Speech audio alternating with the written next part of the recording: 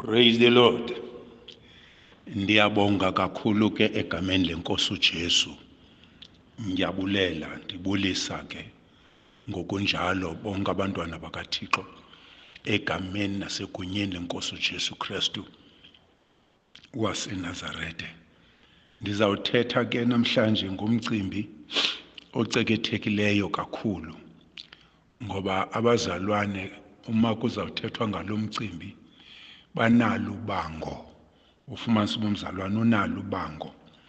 So ndiyacela ke, ndithandaza kuYesu abanceda abazalwane bamamelisise, ngoba abazalwane uma sifunda izwi asifundeli olethu lonwabo, kodwa sifunda ukwazi uThixo, sifunda ukubona ubuso bukaThixo, njengokuba izwi likaThixo lithe bufuneni ubuso bam. Andiyazi ke ngoku abazalwane xa befunda lo vesi bacimbe bazawuhlaba inyuka emahlathini bahambe befunisa bajonge nange-microscope bejonga ubuso bukaThixo na. Kodwa ke ngoku hlobo ke sifundisana ngalo yindlela esikhokhelela ekumazini uYesu. uYesu asikwazi ukumazi ngendlela enye guquka ukuze uxolelwe izono. Asikwazi ukumazi ngaloo ndlela inye, kufuneka akube siguqukile, singenelele bhityinzulwana elizwini likaThixo, sijonge iimpawu zikaThixo, izinto, ngoba uThixo ilizwi lakhe ulenzele abantu bakhe.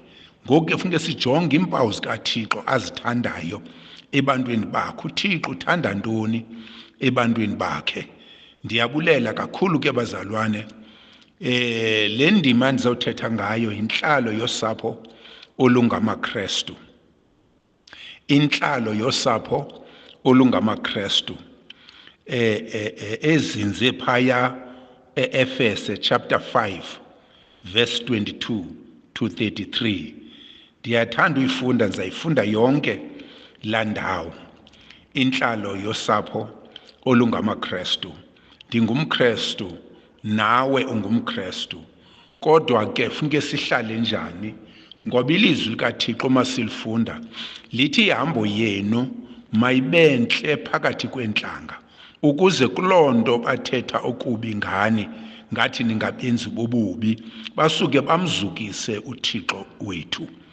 So kungoku ke bazalwane, ndicenga iinceko zikaThixo abazalwane bamamelisise kakuhle, bayithathe ngoba ayoyam. Owakho umphefumlo uzawuphuma, uThixo uza kutyhilela yonke le nto ubuyifundiswa wangayithathi. Okokuqala ndithi intlalo yosapho olungamaKrestu asinako ukuyoyifunda ezulwini, akufundwa ezulwini, kungenwa ngo-100%. Le nto ke bazalwane bangayibona njengokugabadela. Le nto ndizayifunda namhlanje, lo myalezo, abazalwane bangawubona njengokugabadela, ngoba bazawutsho bathi hayi ke ngoku ebethetha kakuhle kodwa ngoku ingathi sezama ungena emizini yethu. So ke ngoku kuba umthetho lo siwiselwe yinkosi, umthetho lo siwiselwe yinkosi. Uthini wona umthetho? Uthi nina bafazi, ndicela siwumamelisise kakuhle bazalwane, uhlaba both side. Nina bafazi walulameleni awenu amadoda ngokokululamela inkosi, ngokuba indoda le iyintloko yomfazi, njengokuba naye uKrestu eyintloko yebandla eli, waye yena ngokwakhe engumsindisi wawo umzimba. Yabona ke ngoku ke bazalwane, ndithatha umzi wam okanye ndithatha umzi wakho ndiwuqhathanise nebandla. There is no difference emzini wakho nakwibandla. umzi wakho unenhloko enguwe, ibandla linenhloko enguKristu. Ngoku uma kuzawuthethwa ngenhlalo yosapho lungamaKristu, kukhathaniswa kunye nebandla. And ke ngokufuneka sijonge thina indlela uYesu aliphatha ngayo ibandla. Silila njalo bazalwane inyembezi kuYesu, sinezicelo, asilindelanga kubethwa nguYesu, asilindelanga ude athi ivesi ungamgili umkhonzi wakho, udla ngokutsho uDavide, ungamgili umkhonzi wakho ngomsindo. Uthetha noThixo oyinhloko yebandla. Siyafunda phaya ke ngoku ke bazalwane ukwenzela amakhosikazi ethu singawagili ngomsindo. Yonke into esiyilungisayo esithethayo namakhosikazi ethu kufuneka sibekelele, singayi ngomsindo. Masiyeni ke bazalwane, ke kwanjengokuba ibandla eli limlulamela uKristu, mabathi ngokunjalo nabafazi bawalulamele awabo amadoda ezintweni zonke. Bazalwane, njengokuba ibandla church limlulamela uKristu, mabenje njalo nabafazi ukubalulamela abayeni babo. Andilithandi ke neligama lithi indoda. Indoda yenye into, ndithanda ukuthi umyeni, ngoba akangeke umfazi inkosikazi ilulamele indoda, kodwa ingamlulamela umyeni, ngoba umyeni uneempawu zoyithanda inkosikazi. So ke ngoku ke uKristu uneempawu zolithanda ibandla. Exactly bazalwane, ngendlela esixhomekeke ngayo thina njengebandla kuKristu Yesu eyinhloko yebandla, ngokunjalo amakhosikazi ethu amele uxhomekeka ngokunjalo kuthi. Masiqhubeke phambili sifunde. Ithi, nina madoda bathandeni abafazi benu njengokuba naye uKristu walithandayo ibandla.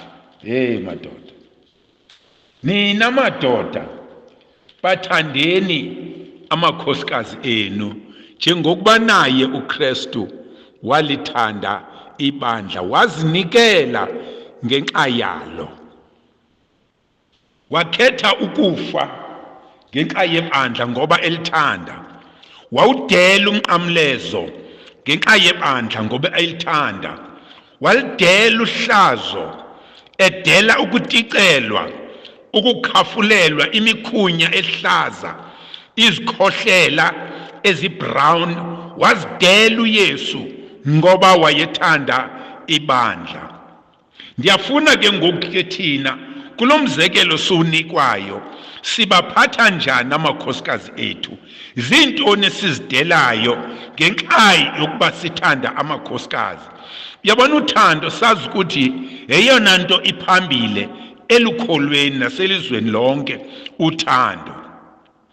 Ungabona njengathi wena sinikwe into encinci, hayi sibathanda amakhosikazi. No, inzima laa nto. Kufuneka xa uzayithanda inkosikazi yakho uqala uqwalasele uKristu, indlela alithanda ngayo ibandla.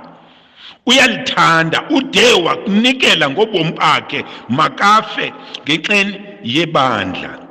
Wazoneka indlanza zakhe emqamlezweni, wajinga kwizikhonkwane komashizolo, wajinga kwizikhonkwane, enyaweni exhathise ngezikhonkwane, ezandleni exhathise ngezikhonkwane, entlokweni yakhe ameva esithaba engenile. Kwakungenxa yebandla. My God, kwakungenxa yebandla. Sithatha namhlanje lo mzekelo okokuba uKristu wathini ukulithanda ibandla, njengokuba thina siqhathaniswa nebandla kuKristu, thina nabamakhosikazi ethu masenze njani thina ukuwathanda amakhosikazi ethu. Then ke ngoku iqhubeka le vesi ithi, ukuze alingcwalise alihlambulule ngokuhlamba kwamanzi ngezwi ibandla. Alihlambulule uKristu ngokuhlamba kwamanzi ngezwi, ukuze alimise phambi kwakhe linobuqhaqhawuli, ilibandla elingenabala, elingenamibimbi nanye into enjalo, ukuze libe ngcwele. nguKristu lowo uyalilungisa ibandla, uyalilungiselela ibandla, ukwenzela xa libeka phambi kwakhe kungabikho bala, libe ngcwele. Thina ke njengootata sibalungiselela njani amakhosikazi ethu? Ningajongi mna bazalwane, ivesi isibeka lo mhlobo, iqhathanisa thina nebandla. Ungalibeka nibandla inkosikazi yakho uyibeke phakathi, ungayonyulana phakathi kwamanye amakhosikazi. Awunantloni na inkosikazi yakho, uyiphatha njani? Ayinamikrwelo na nasentanyeni. Hlala inkosikazi inxiba upoloneke ngoba uyakrwitsha ebusuku. Uyiphatha njani inkosikazi? Funeke kaloku ufanane noKristu ephethe ibandla, aliphathe alingcwalise ngokokuhlamba kwamanzi, alimise phambi kwakhe, asmayile. Ndimbona uKristu esmayilela ibandla, alilungise ngokwakhe. Inkosikazi iyasetyenzelwa. Yabona bazalwane, kukhona into eyingozi kwezi zinto zenzekayo namhlanje. Uma inkosikazi ingaphangeli itsala nzima kumyeni wayo, and uma inkosikazi iphangela nomyeni iphangela, kuyancipha irespect phakathi kwabo bobabini, kukhona ukungahloniphani, ngoba lo nkosikazi une-wages yakhe, akacengi. Unkosikazi nxa engaphangeli akangomntwana, makohluka unkosikazi phakathi kwabantwana balapha ekhaya. Akangomntwana, unkosikazi makazingenele ezimpokothweni zakho tata, athi ndicela into ethile tata, angene empokothweni yakho. Makangabi sistranger unkosikazi wakho kuwe, mlungiselele, umbeke phambi kwakho, ungabi nazinhloni. You know bazalwane, lento esikhanichaphazela kabuhlungu ngoku, ngoba sometimes enkonzweni ubona sithandaze sithi sikhale silile, kanti omnye kalili ngoba ehlelwa ngumoya oyingcwele, uliliswa yimpatho yalo myeni wakhe. Ngiyacela bazalwane, asiqapheleni uKristu siphatha njani, siqaphele thina sibaphatha njani amakhosikazi ethu. Siyaqhubeka siyayifunda le vesi. Ngoko amelwe amadoda ukubathanda abawo abafazi, njengokuba beyimizimba yawo. Lowo umthandayo umkakhe uyazithanda, kuba akukho namnye wakhe wayithiya eyakhe inyama. Usuka ayondle ayigcine, njengokuba nayo inkosi ilenja njalo ibandla, ngokuba singamalungu omzimba wayo, singabenyama yayo, singabamathambo ayo. Indlela uKristu aliphatha ngayo ibandla mayibe indlela sifunde phaya, hayi ukuthi silulamele always ukufundiswa. Bazalwane, sanuphatha amakhosikazi lo mhlobo, sanuphatha. No, wonke umuntu unayo iBhayibhile, wonke umuntu uphatha iBhayibhile. Nxa efundiswa ngumfundisi uyaqwalasela kwizibhalo, abone naye ukuba unkosikazi wami uyandoyika. Makangakoyiki, makakuthande unkosikazi wakho. Nanxa kuthandazwe enkonzweni makakhala khaliswe ngumoya oyingcwele, makathi xa ecinga indlela wena myeni wakhe omphethe ngayo ziphalale inyembezi, ngoba uyayazi umphethe njani. Umphethe kamnandi, umphethe kakuhle, akuthandazele, uzibone usuka amadlu, utsibatsibe enkonzweni, usenza izimanga, ubeka izandla kusenzeka izinto enkonzweni, kanti ngumthandazo ophuma kule nkosikazi. Iyakuthandazela ngenxa yento yokuba wena uyiphethe kakuhle. Ndiyabulela kakhulu ke bazalwane, kukhona ke enye indawo endifuna ukugqitha kuyo. Ukuba uthi ndingena emzini wakho, yazi ukuba inkosi uYesu ingenayo, yinkosi uYesu engenayo emzini wakho, isizisa usindiso. Kaloku abanye bazayijonga ngolo hlobo ukuba umfundisi ngoku ngathi uyagabadela, uyangenela nasemizini yethu.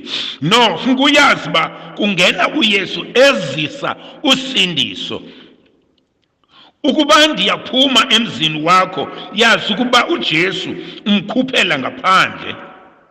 Kukho into ethi bazalwane, kufuneka sithobe umoya, sibuyise ubushushu, sizokwazi ukumamela. Xa kunjalo sizokwazi ukuhambisana nomthetho kaJesu. Niyabona bazalwane, u100% uthetha ubungcwele bazalwane. Abatshatileyo ndingena kanye kakhulu kule ndawo yabatshatileyo. Sonke sitshatile, baninzi bazalwane abatshatileyo. Abatshatileyo bacinga ukuba ibhedi ingcwele, sex. Bacinga njalo abazalwane. Nditshatile mos, so ndingaya ebhedini naxesha liphina, naninina. Ndibona lo mzalwane ingathi akazifundi izibhalo, okanye xa efundiswa enkonzweni akamameli. Utshatile and inkosikazi yakho ilobole, kodwa ke ngoku nantsi into, usindisiwe, nisindisiwe nobabini. That's why ndisithi bacinga abazalwane ukuba ibhedi le ingcwele kuba besithi sitshatile. Khane ndixelele ukuba le vesi ithetha ntoni na emaKorintiyeni okuqala. 1 Korinte, emaKorintiyeni okuqala uchapter 7 uverse 4 to 5. Uthi verse 4 to 5, umfazi akanagunya kowakhe umzimba, yindoda enalo. Kwangokunjalo ke nendoda ayinagunya kowayo umzimba, ngumfazi onalo. Uyibambe ke lo ndawo. Ndiyayazi ke otata babambelela kuyo nkqi lo ndawo leyo. U5 uthi, musani ukwala ukuhlangana, ningathanga nibe nivumelene okomzuzwana, ukuze ke nibe nethuba lokuzila ukudla nelokuthandaza, nibuye nihlangane ndawonye, ukuze anganihendi uSathane ngenxa yentswela kuzeyisa kwenu. Ukuze anganihendi umtyholi ngenxa yentswela kuzeyisa kwenu. So ndithi bazalwane, abazalwane, uma usiye ebhedini ndiyayihlonipha ngolo hlobo, kodwa ke sibadala siyayazi. Andifuni nimane ndithetha ngokukhumsha ndini kwama-sex ntontoni, andifuni ukuthetha ngezonto, kodwa ndifuna ukuthetha ngebhedi. Abazalwane bathi ibhedi ingcwele. Mna abazalwane, kum ibhedi ayikho ngcwele. Amen. Xa uPaul ethetha lo mhlobo kulo chapter 7 verse 4, yonke into eyenziwa ebhedini yenziwa ngesivumelwano. Utata kamphushi umama ebhedini. Sometimes umama ugcwele umthandazo enhlizweni yakhe. Nangu lo tata usisibingibingi, ufuna into ibilapha ebhedini. hayi bo tata, yazi indlela endiva ngayo ngaske ndithandaze. Awuyivanga ivesi. Ivesi ithi awunagunya kowakho umzimba, ndim onalo. Sigqithe torhane sisiarama somfazi naso sithi kaloku tata ithi ivesi masivane, lento mayenziwe ngokuvana, makungabikho ufoster omnye, masivane, kaloku ndinelungelo emzimbeni wakho. Right bazalwane, le ndawo ungayithatha kancinci wena sometimes kodwa ibalulekile. Mamela ke nansi into, every day umzalwane uzifuna ebhedini. Every day ask yourself uzila nini? Because ngela xesha ubheke ebhedini you are unholy, awukho ngcwele. That's why iBhayibhile isithi emveni kwalo nkonzo ililungelo lenu, it's a blessing enifumane nguThixo, kodwa yiningcwalisi, iyaningcolisa. That's why esithi ke ngoku emveni koko manizile ukudla nithandaze. Xa uzile ukudla uthandaza wenzela ukuze ubonakale phambi kukaThixo. Uma uzile ukudla uthandaza wenzela ukuba uzubonakale kakuhle phambi kukaThixo. Ukuba nalena ivesi amazulu ayanqwala kuyo ukuze ingene emqulwini, then abazalwane bazaba nengxaki. Ngiyayiva le vesi bazalwane, ithi ukuba ngabe izinto ziyenziwa mazenziwe ngevumelwano, kungabi khunyanzelwayo, and emveni koko makuzilwe kuthandazwe, so that nikwazi ukubuya nime. Kaloku sithina ibandla lima phambi kukaThixo. That's why masifunda kula ncwadi kaYobi kula chapter 1 ithi ibandla lazimisa phambi kukaThixo, weza noSathane wazozimisa. Anoyiki nina ningabazalwane ukuba uSathane ayozimisa ngawe phambi kukaThixo? Athi umphushile unkosikazi, umfostile unkosikazi, umoyise ngamazwi, umkhuphele amehlo. Ukuba nalena ivesi amazulu ayanqwala kuyo ukuze ingene emqulwini, then abazalwane bazoba nengxaki ngerapture. Xa inkosikazi yakho uyenza iqula lokuqupha every night, iyava ndithi nxa kune-rapture kuzaba nenkinga. Ifika nini i-rapture? Ngubani oyaziyo? Nam njengoba ndithethe kakhulu nje ndiyazi izaba khona i-rapture xesha liphi nina. Kodwa masiqwalasela phakathi incwadi kaMateyu ithi ingafika inkosi enzulwini zobusuku ekuzeni kokusa, ayithi emini tu bazalwane, ayithi emini, ingafika ezinsukwini zobusuku. Ifika ke ngoku inkosi ubili uthe te ebhedini, uzawusala ngoba awukazili, ngoba emveni kwalento funeka uzile. Masiyoyike ibhedi sihloniphe, ingabi into yokulala, ngoba yazi ngela xesha ndandisatshaya intsango ndandisithi liyeza lokulala. Nditshaya intsango ndiqhunywe ndiyobe ndilale, ngeke ndive nencukuthu endityayo. So ke ngondandiyithatha akufuneka abazalwane bayithathe lo mhlobo inkosikazi okanye ibhedi bayithathe lo mhlobo, anakulala. Ngoba ithi incwadi yemizekeliso abenzi bobubi abuhla ubuthongo ukuba abakange bayenze into embi.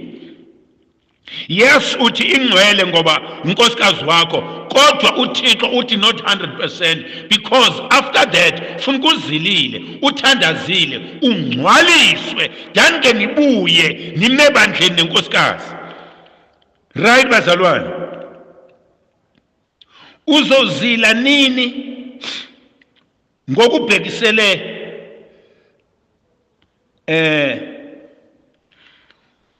uzozila nini ke sikaka?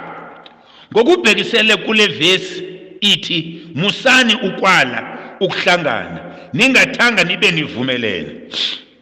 Siyavana bazalwane? ukuba ningabantu bakamoya oyingcwele, baningabantu bakamoya oyingcwele, fanele ibhedi le ingabi into elula. Uyavala ndawo la vesi phandi ifundileyo ithi ngenxeni yokungakwazi ukuzeyisa. Xa ungakwazi ukuzeyisa mzalwane, thandaza, uzile ukudla, ukwazi ukuzeyisa, ulale ebhedini ngongathi uleli nodadewenu. Ithi ke ngoku kule vesi ithi musani ukwala ukuhlangana, ningathanga nibe nivumelene komzuzwana, nibe nexesha lokuzila ukudla nolokuthandaza. Nabo abefundisi bayayifosta, babamba le vesi ithi uverse 4, ndinegunya kowakho umzimba, awunagunya ne. Babamba lo vesi iceko zenkosi. Bathele ke abazalwane bathi awunagunya,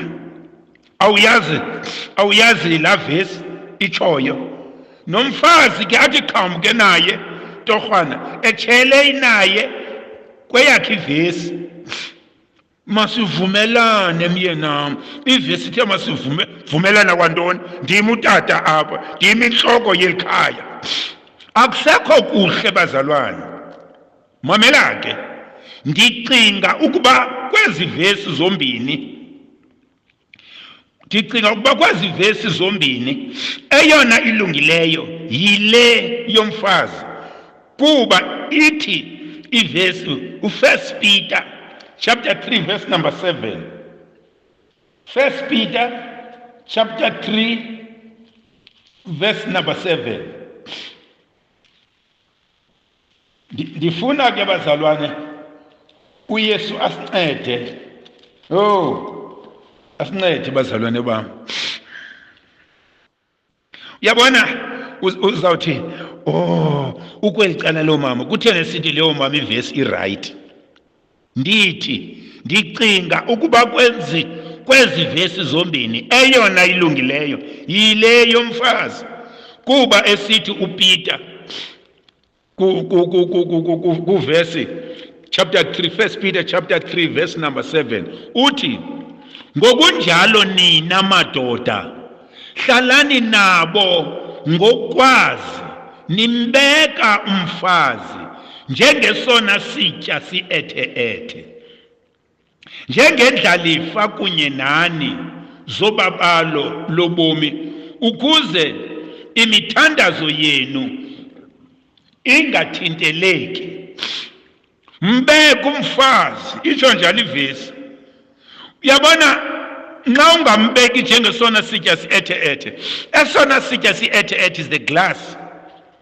Uma iglasi ungayiphatha nanjani na, iyakroboka, iyaqhekeka. So ke ngoku ke omama mabaphathwe kakuhle njengezona zitya ziethe-ethe. That's why ke nsithi ndihambisana nalena ivesi. Wasibamba gadalala nje isitya sembeko siyophuka. Ngako ke oko ndithi nam makuvunyelwane mnceku zenkosi. Andinyanzeli kodwa ukuba unokuqaphela ndizama ukuncedana nawe ukuba uJesu eyintloko yebandla, eliphatha kakuhle ibandla, elingcwalisa, nathi njengentloko zabafazi bethu bamele ukusikeleleka abafazi enkosini. Ke enkosi ke anisikelele uYesu. Ndiyabonga kakhulu ke bazalwane, anincede uYesu anisikelele ngale ndawo, iniphathe kakuhle torhana, phathe kakuhle le nkosikazi iza kuthandazela. uYesu uza kusikelela, ngoba yena Yesu silinganisa yena njengenhloko yebandla, nathi siyinhloko yamakhaya, kuyafanana. Usiphethe kakuhle uYesu, nathi siwaphathe kakuhle amakhosikazi ethu. Enkosi kakhulu, anisikelele uYesu. Bless you.